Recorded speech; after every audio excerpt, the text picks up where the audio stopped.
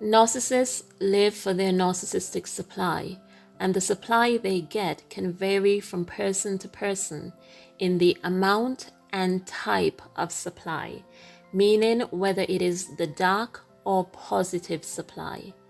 The positive supply is usually a result of their fake image and persona, so that would include receiving money, attention, gifts, compliments, praise, etc.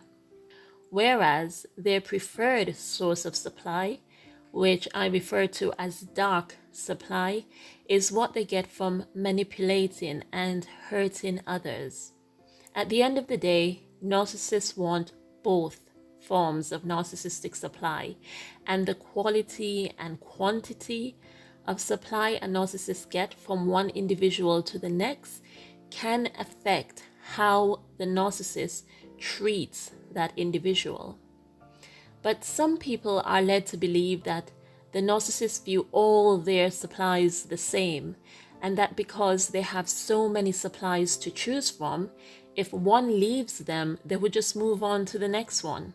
So these people have concluded that the idea of a narcissist valuing one source of supply over another is simply not true.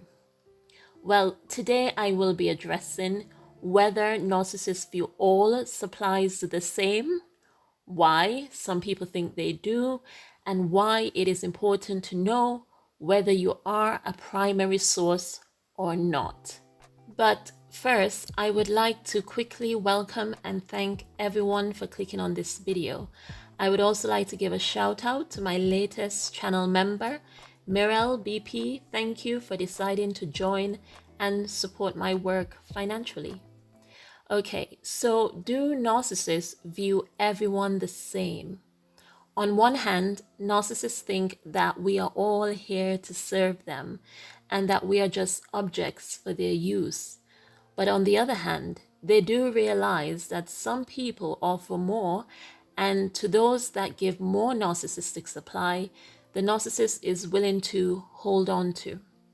As a result, if that person decides to discard the narcissist or even just ignore them, the narcissist will not just let them be. And that is why I did this video addressing that, because if you are a primary source of supply and you stop caring for the narcissist, they will do everything in their power to win you over again. So if they were devaluing you, abusing you, taking you for granted, etc., they will stop all that and go back to love bombing you, to get you to care for them again. Narcissists are not stupid when it comes to getting and keeping what they want. They recognize value when they see it and will not easily let go until they have taken every ounce of value there is to get. Narcissists only discard people when they have taken all they can from them. In instances when they think they have found something better, but they have not depleted you, they will want to keep you in their life, not because they care about you, but because of what they can get from you.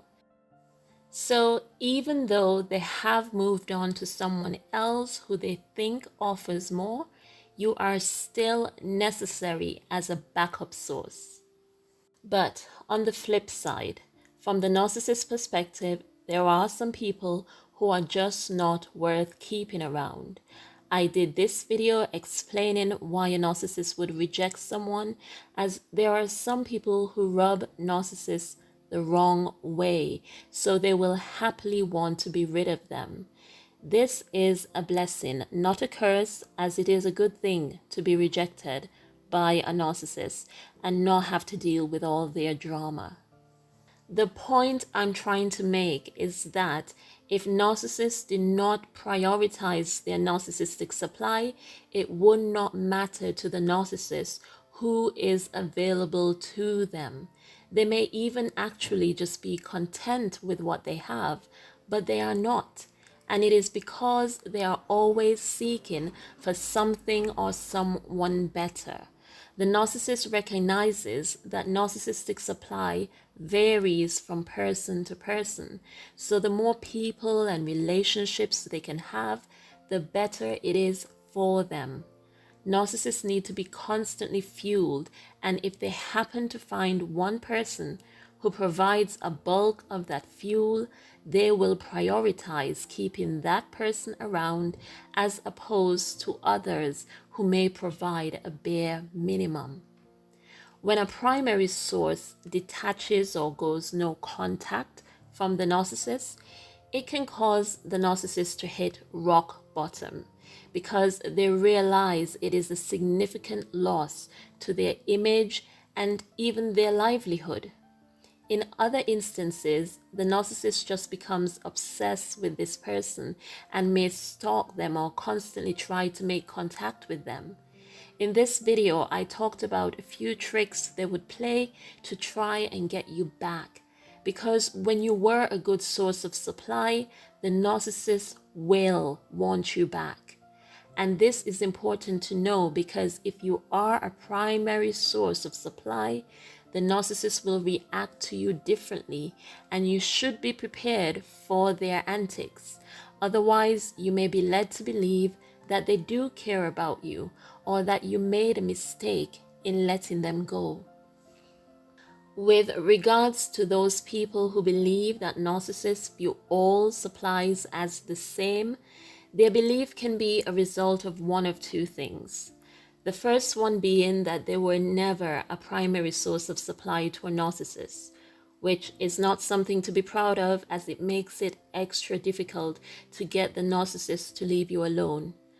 Or, secondly, it is possible that they may have been dealing with a narcissistic psychopath who is very similar to your regular narcissist, but psychopaths don't differentiate as they do not need people like narcissists do, so they are not needy and insecure, and everyone is the same to a psychopath. But narcissists are very needy people, and the more narcissistic supply they can have, the better.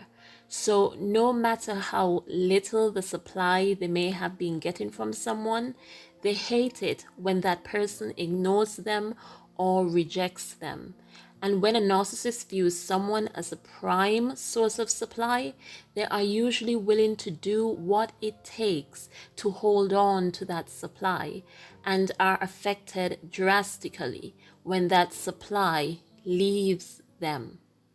So to conclude, the amount of narcissistic supply that a narcissist can get varies from person to person in both the type of supply, be positive or dark supply, and the amount of supply.